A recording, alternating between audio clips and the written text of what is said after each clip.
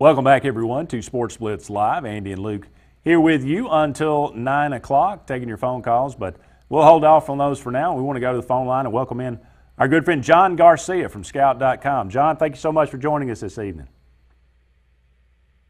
John, you still with us? Yeah.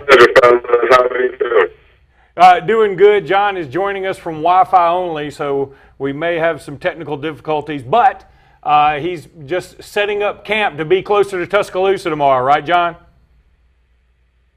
Yeah, absolutely. We'll be hunkered down in the Bama Mag offices bright and early, probably before the sun rises, but that's the duty of signing day. So. Well, let's go ahead and get some of the easy stuff out of the way. Darien Matthews committed to Alabama today over LSU. Some people may have been a little bit surprised by that, but Darien Matthews, I think he had his mind made up for quite some time, right? Yeah, he'd been pretty honest about it throughout the process. He said Bama offered him first, which we had reported a long time ago in the summer, and really since that point, he was a big priority for Alabama. They were consistent with their communication. You give a big win here to defensive line coach Carl Dunbar. Billy Napier was actually a pretty big part of his early recruitment, so you give Bama credit for recovering from that potential hurdle there at the very end. But basically, how early Bama prioritized him, which was before LSU, and the steadiness of that, really went out here. So this was really sort of a classic victory for Alabama. It wasn't outside-the-box tactics. It wasn't promising early playing time.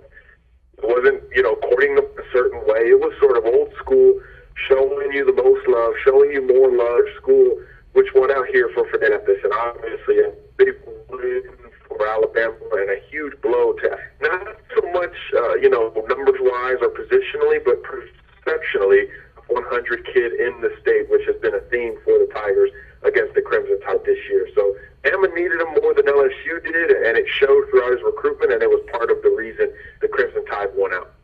All right, John, I'm going to ask several names in a row, and then I'm just going to get out of the way and let you talk about them. Devontae Smith out of Louisiana, Aubrey Solomon out of Georgia, Jerez Parks out of Florida, Henry Ruggs and LeBron Ray out of Alabama. Where do they all end up tomorrow? Yeah, it's going to be very interesting. Some of those guys are internally done with the process. They're just ready to go public tomorrow. I would say probably half of those guys, including the top two prospects in the state. I think LeBron Ray and Henry Ruggs have completed their recruitments internally, so tomorrow is more about going public. And if everything checks out the way we've been hearing, it should be good news for the number one and number two prospects in the state for the in-state Alabama Crimson Tide. Devontae Smith, similar situation. Both he and Henry Ruggs were able to visit Alabama on Sunday. Very much quiet, very much under the radar. And remember, both of those guys visited officially the weekend prior. So the last of these two blue chip receivers' recruitment were indeed to Tuscaloosa. That has got to play big for each of them, and I think it lands Bama Devontae Smith as well, giving Bama 4 Scout 100 wide receivers, including a Smith, who's the number one prospect in Louisiana, and that would be obvious in just so many ways, especially after Alabama admittedly dropped the ball with the wide receiver position in the 2016 cycle. The other guys you met, Aubrey Solomon, Jerez Parks in particular, there are more wild cards in this scenario. Parks, because of the numbers. Does he have a spot? Does he not have a spot? I think Darien Matthews taking a spot was a big blow to the Jerez Parks to Alabama momentum. It may not have been the final blow, but it certainly wasn't positive for his potential spot there in the very end. And Aubrey Solomon could still have a say in this thing. He's a kid that nobody in the country is going to turn down, including Alabama. So we'll see how it plays out. Michigan probably holds the buzz today, but Bama is right at Michigan's heels, and they'll have one more night, obviously, to sleep on it before making a fairly early announcement, 9-0 on Wednesday. So Solomon's sort of the first big domino nationally to fall. It'll affect Alabama in a big way. If he picks the Crimson Tide, that'll probably wrap up Alabama on the defensive line, save for LeBron Ray picking a little bit later. If he doesn't pick Alabama now, maybe Jerez Parks can sort of slide into the class as maybe the final piece to that defensive line puzzle. So there's still some fluidity left with those guys. Bama sitting no less on the list for each of them. John, when you look at it, so many teams with right at about the limit of who they're going to take. Who do you think is the biggest mover tomorrow in the country? I think, ironically enough, LSU is going to make a pretty nice splash. Even out on Devontae Smith, I think they're in the driver's seat for top 100 defensive back Todd Harris, who's an in-state guy. And you talk about winning the state of Texas. Louisiana State might not be keeping kids home, but they're rating the state of Texas maybe better than anybody, including Alabama.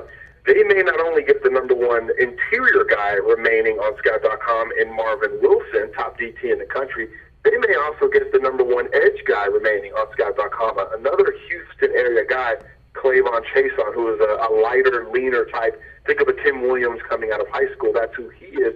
He's another five-star. So LSU, even if it loses out on Devontae Smith like it lost out for Darien Matthews today, could still close with top 100 DB Todd Harris, four-star linebacker Tyler Taylor in Georgia, and the two five-star Texan defensive linemen. So LSU, I think, is going to push for that number 2 spot, currently occupied by Georgia. And then everyone expects USC. It's something we see sort of every year. I think USC will lock down some kids on the West Coast, including number 2 wide receiver, I should say, Joseph Lewis, a 5-star ranked just ahead of Devontae Smith in the rankings. And there's a couple of other California prospects still on the table that USC typically cleans up with, just like Alabama does this time of year. So I think on the West Coast, USC will make a nice push.